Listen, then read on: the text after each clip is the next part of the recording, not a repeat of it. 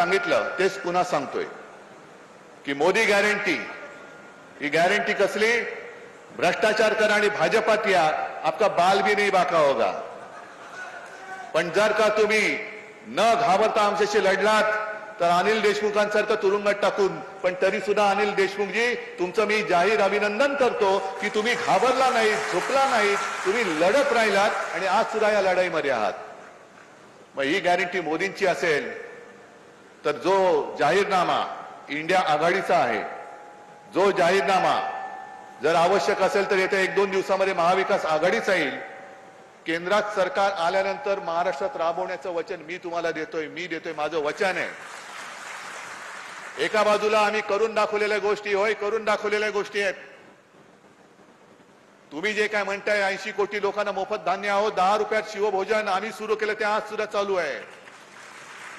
आरोग्य व्यवस्था असेल, नोकऱ्या असतील, शिक्षण असेल, या सगळ्याची जबाबदारी घेऊन जसं बळवंतराव तुम्ही ॲफिडेव्हिट केलं ना, तसं मी सांगतो की मोदी गॅरंटी आणि उद्धव ठाकरेचं वचन निवडा, तुम्हाला काय निवडायचं ते. आणि एकच शेवटचा मुद्दा, तो म्हणजे या लोकांना आता पुन्हा जी निवडणूक जिंकायची, ती निवडणूक त्यांना एवढ्या आकड्याने का जिंकायचंय तर डॉक्टर बाबासाहेब आंबेडकरांनी लिहिलेलं संविधान त्यांना बदलायचंय.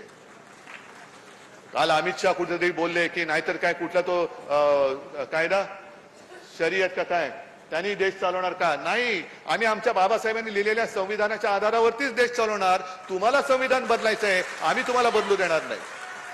आणि तसं जर का पाहिजे असेल तर आपला खासदार सुद्धा बळवंत पाहिजे. आणि आज जे खासदार तुमच्या समोर उभे राहिलेले आहेत उमेदवार म्हणून, त्यांना विचारा की तुम्ही माझ्या अमरावतीतल्या गोरगरिबांसाठी, शेतकऱ्यांसाठी, महाराष्ट्रासाठी, महाराष्ट्रातले उद्योग जो आपल्या सगळ्यांच्या डोळ्या देखत गुजरातला नेत असताना संसदेत किती वेळा याच्या विरुद्ध बोललेला आहात, किती वेळा बोललाय. आणि त्याच करता आपल्यामध्ये फूट पडता कामा नये. अगदी आपल्यातले सुद्धा काही नाराज होऊन इकडे तिकडे गेले असतील, त्यांना सुद्धा सांगतोय की ही लढाई ही लोकशाही विरुद्ध हुकुमशाही आहे. लोकशाहीचं एक सुद्धा मत फुटता कामा नये. जर का ते फुटलं तर कपाळ करंटे आपण ठरू आणि पुढच्या इतिहासात आपली नोंद होईल. अरे यांना हरवण्याची संधी आली होती, पण हे आपापसात फुटले आणि हुकुमशाही आमच्या माथ्यावरती लादली, तर मला वाटतं ते पाप आपल्या हातनं होता कामा नये. मी सर्व शिवसैनिकांना हात जोडून विनंती करतोय, तुम्ही कट्टर शिवसैनिक आहात, शिवसेना प्रेमी आहात ना? मग आपले एक सुद्धा मत तिकडे तिकडे जाऊ देता कामा नये. आपल्यातले बरे जरी तिकडे जाऊन उभे राहिले असले तरी सांग, ही वेळ आता नाही, तुला मी मत देणार नाही. माझं मत यावेळेला महाविकास आघाडीच्या बळवंतरावाला आणि काँग्रेसच्या हातालाच आहे. आणि ही हुकुमशाही इथल्या इथेच आपण गाडून टाकण्याची आपल्याला आता गरज आहे. आणि मला वाटतं एकदाच फक्त हात वर करून, काल जो एक मुद्दा मांडला होता, ती कोणती घोषणा? हा जरा ध्यान जोरात. पुढची,